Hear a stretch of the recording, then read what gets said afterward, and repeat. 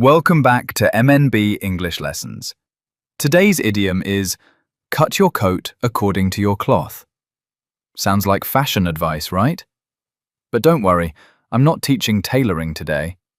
This idiom simply means, plan your life based on what you have, or spend only what you can afford.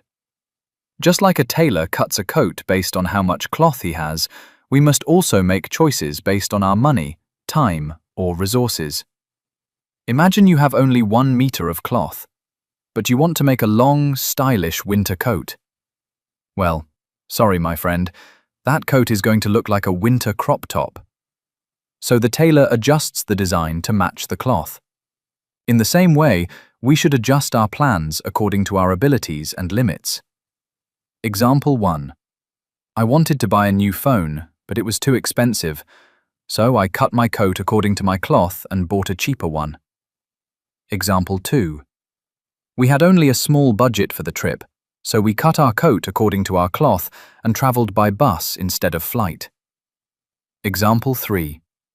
She has a lot of work and only 1 hour left, so she cuts her coat according to her cloth and finishes the most important tasks first.